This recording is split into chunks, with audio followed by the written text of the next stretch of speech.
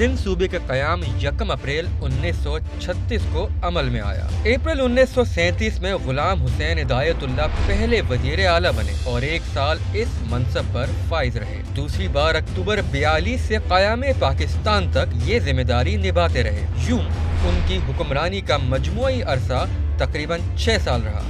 दूसरे वजीर आला अल्लाह बख्श सोमरो भी 2 बार वजीर आला बने, पहले मार्च 1938 से अप्रैल 1940 तक, फिर मार्च 1941 से अक्टूबर 1942 तक। इस तरह उनकी हुक्मरानी का मजमूई अरसा तकरीबन 3.25 साल बनता है।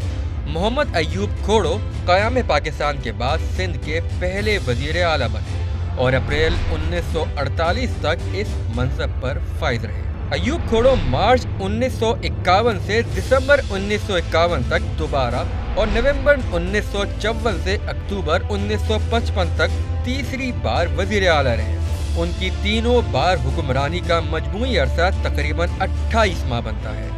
कायम अली शाह पहली बार 2 फरवरी 1988 को सिंध के वजीर आला बने और 25 फरवरी 1990 तक इस मनसब पर फाइज रहे। इस तरह पहली बार 1 साल 3 माह वजीर आला रहे। दूसरी बार अप्रैल 2008 से 2013 तक 5 साल की मुद्दत पूरी की, जबकि तीसरी बार मई 2013 से जुलाई 16 तक 3 साल 2 माह वजीर आला रहे। उनके अलावा अरबाब गुलाम मुस्तफ़ा जतोई और अरबाब गुलाम रहीम तकरीबन 3.5 साल, गौस अली शाह और अब्दुल्ला शाह 3-3 साल वजीर आला रहे। दीगर वज़राए आला में से बेशतर का अरसा हुक्मरानी 2 साल या उससे भी कम रहा।